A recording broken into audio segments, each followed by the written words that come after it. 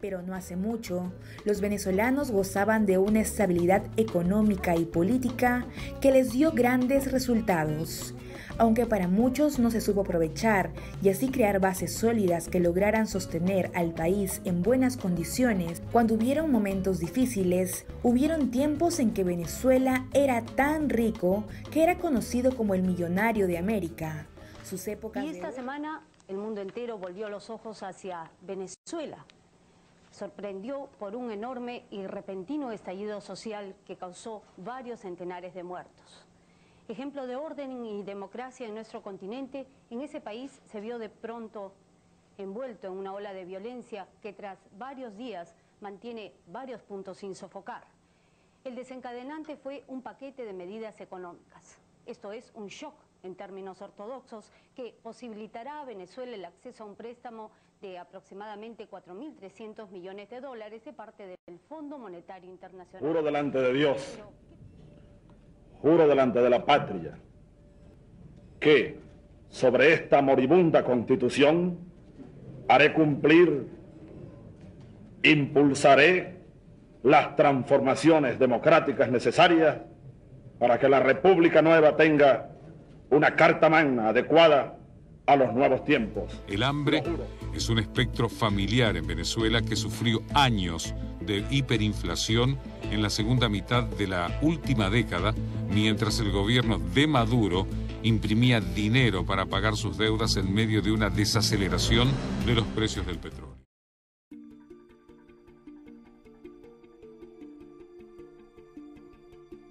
Venezuela, lo que antes era un país lleno de oportunidades, rico en petróleo, ahora enfrenta una crisis humanitaria. A día de hoy, 2025, no solo es una nación de pobreza, como a menudo lo escuchamos, sino una herida al descubierto a causa de un gobierno mal ejecutado, de la que hay tela que cortar, necesidad de protestar, ya que incluso el acto de vivir el día a día para sus habitantes se ha convertido en un acto de supervivencia y represión constantes. Venezuela no solo es una crisis económica, también la vulneración de los derechos humanos, deviniendo en pobreza extrema, falta de alimento y medicinas, y una migración masiva y forzada por la necesidad. Además, organismos internacionales como la Oficina del Alto Comisionado de las Naciones Unidas para los Derechos Humanos han documentado torturas, detenciones arbitrarias, ejecuciones extrajudiciales y desapariciones forzadas.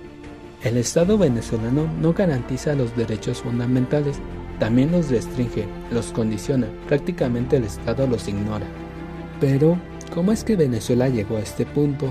En este video explicaremos cómo se fue deteriorando Venezuela, el movimiento del Caracazo, pasando de ahí al régimen chavista, el impacto devastador del bloqueo económico y la expansión de la delincuencia organizada. Esta es la realidad en la que vive hoy el pueblo venezolano. Esta es la historia que contaremos. ¿Por qué Venezuela llegó a una extrema pobreza por los movimientos y el bloqueo económico?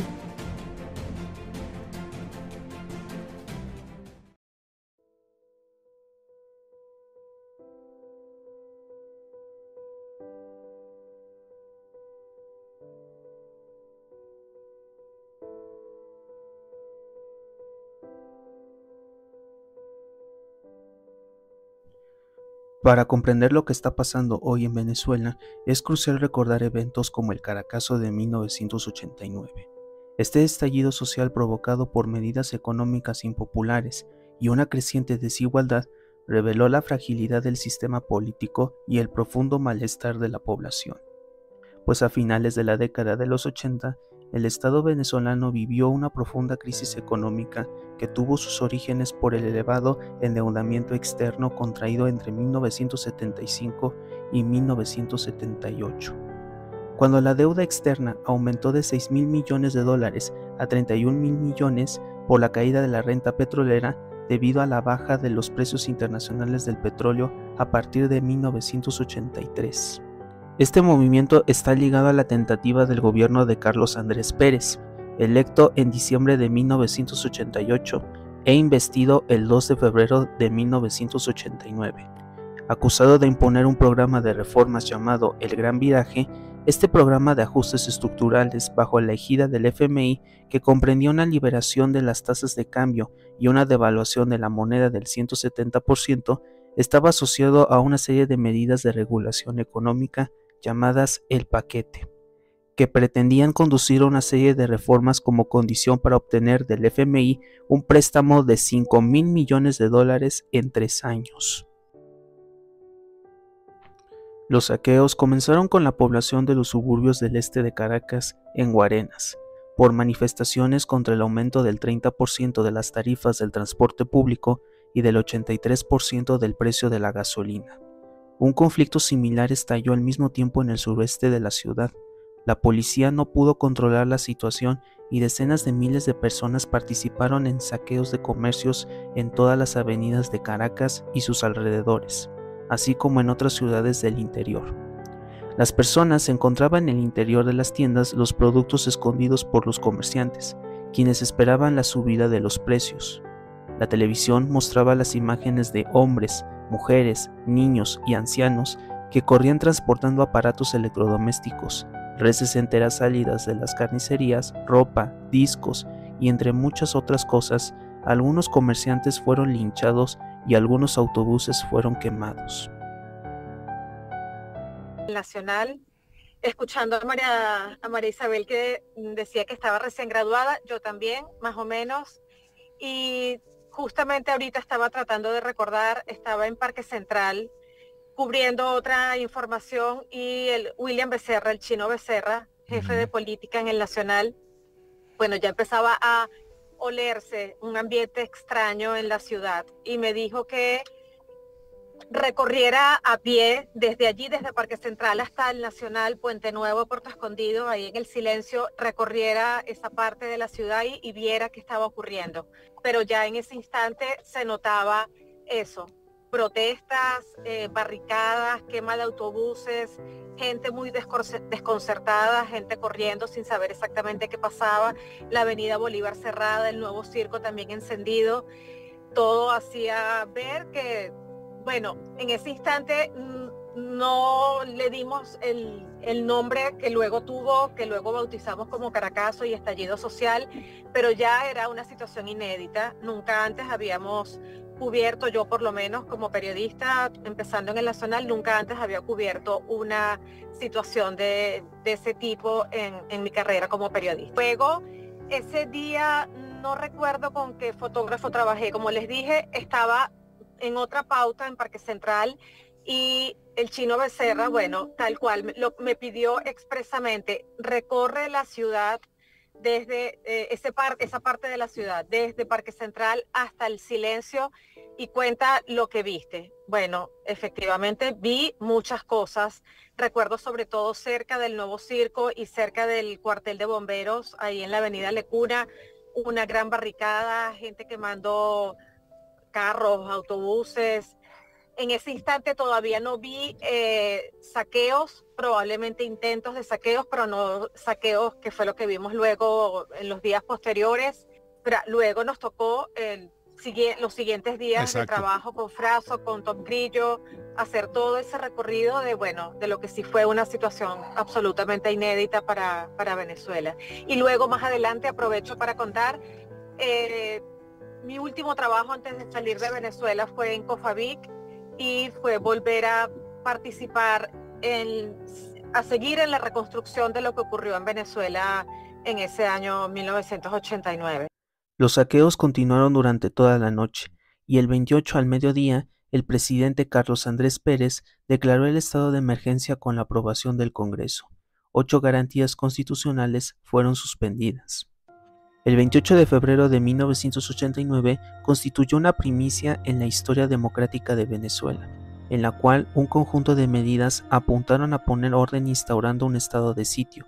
La garantía constitucional de la libertad de expresión fue restituida el 10 de marzo y el resto de los derechos el 24 de marzo. La declaración del estado de excepción hizo posible el ejercicio de un poder de represión sin límite por parte de las fuerzas del orden del Estado, en particular de la Guardia Nacional, la Policía Militar y el Ejército. La orden dada fue reprimir abriendo el fuego durante 3 días. Tropas inexpertas compuestas por jóvenes de 20 años sin ninguna experiencia hicieron frente a una situación sin precedentes en la historia del país. Los soldados disparaban largas ráfagas con ametralladoras de guerra hacia los edificios superpoblados de los barrios populares, de donde venían tiros de armas cortas. Abrían fuego contra todo el que corría en la calle y daban el tiro de gracia a los heridos. Hasta los primeros días del mes de marzo no hubo límites contra el abuso de poder de los soldados del ejército. A mí realmente el 27 de febrero no me pasó nada, yo el 28 no salí, como siempre digo, el 28 no salí para ningún lado, aunque escuchaba todo lo que estaba sucediendo, no salí. El primero de marzo fue que salí, porque pensé que, bueno, era muy joven y no tenía un conocimiento real de lo que estaba pasando. La juventud que a uno lo caracteriza cree que todo te la sabe y que todo lo puedes y bueno, no, me voy a trabajar. Y cuando llegamos al trabajo resulta que no, la empresa no la habían abierto. Había disturbios, estaban saqueando un restaurante que estaba ahí donde estaba una bomba y venían los policías me imagino que a calmar eso, no sé. Lo cierto era que venían disparando y nosotros teníamos miedo de que, yo particularmente tenía miedo de que me agarrara un perdigón en la vista, ¿no? En los ojos.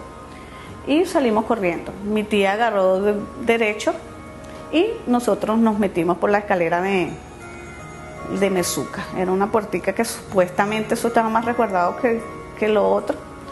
Pero la gran sorpresa nuestra fue que cuando vimos que nos resguardamos supuestamente en ese sitio que era puro monte, empiezan a disparar.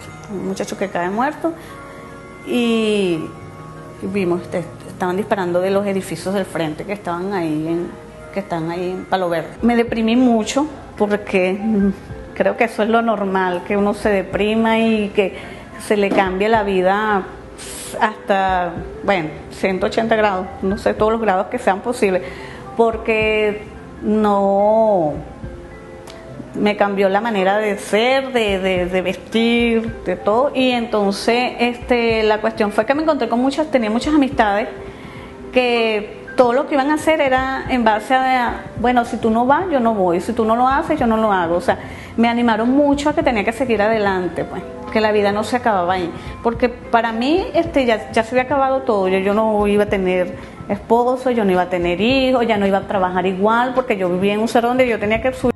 El Caracazo de 1989 no se convirtió solamente en una fecha de conmemoración, sino un episodio en el cual el sentido histórico, tanto del saqueo como de la represión, constituye en cierta forma la justificación del cambio revolucionario ocurrido en Venezuela con el triunfo del comandante Hugo Chávez en diciembre de 1998.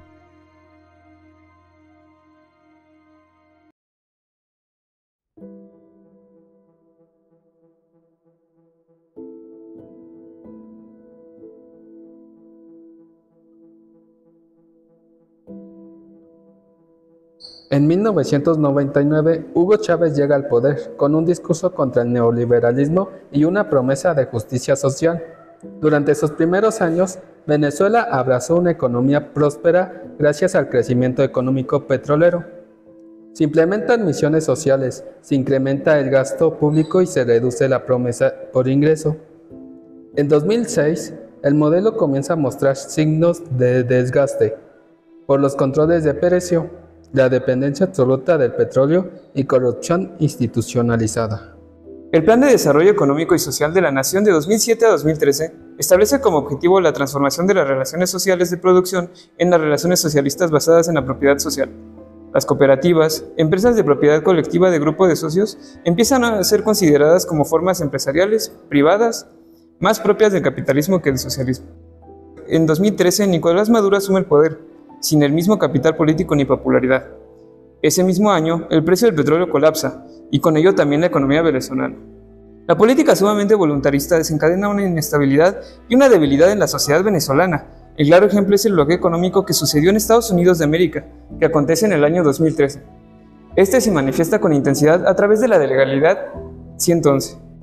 Esto debido al bloqueo de activos que restringen tanto la venta de petróleo, transacciones bancarias y reservas internacionales. Estas restricciones no solo afectan al Estado, sino que han habido consecuencias concretas en la vida cotidiana del pueblo venezolano. El bloqueo ha dificultado la importación de alimentos, medicinas, equipos médicos y otros bienes esenciales, pues ha dejado en consecuencia la pobreza, el incremento, la desigualdad y comprometido seriamente la soberanía económica del país.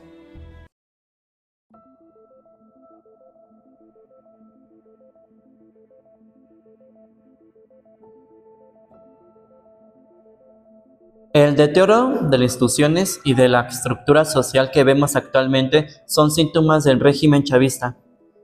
La delincuencia que se desató a causa de las desigualdades sociales fue desde esos días hasta hoy un tema clave para abordar. Las violaciones a los derechos humanos, así como detenciones arbitrarias, represión a las manifestaciones o a la persecución de los defensores de los derechos humanos, no solo son el reflejo de un Estado represivo, sino que establecen un vacío de autoridad legítima donde los grupos criminales pueden aprovecharse y socavar con la esperanza que los ciudadanos depositaron para fraguar el país. Estos grupos han crecido bastante en las regiones como el Arco Minero del Orinoco, zonas fronterizas y sectores urbanos abandonados por el Estado. Su presencia está directamente relacionada con la debilidad de las instituciones judiciales, la impunidad sistemática y la cooptación de poder por parte de las élites militares y gubernamentales.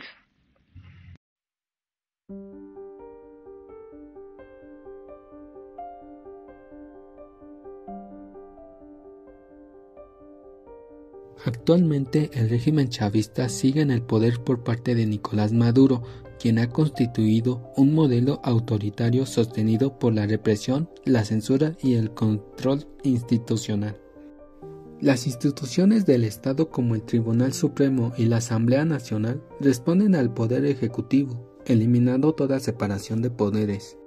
Se criminalizó el Estado y ha bloqueado la ayuda humanitaria, amenazando constantemente a periodistas, activistas y ciudadanos por estar de desacuerdo por la corrupción estatal, la escasez de alimentos y medicinas. También el abuso de poder, violaciones de los derechos humanos, inflación y salarios miserables. Los organismos internacionales han denunciado torturas, detenciones arbitrarias, desapariciones forzadas y ejecuciones extrajudiciales. El chavismo, que nació como una revolución popular, se ha convertido para 2025 en un sistema de control y silencio donde el acceso a comida, medicina o educación depende de la lealtad política. El Estado, en vez de proteger, restringe los derechos fundamentales de los ciudadanos, personas en estado de pobreza, escasez de alimentos, medicinas, y a Nicolás Maduro sigue estando en el poder actualmente.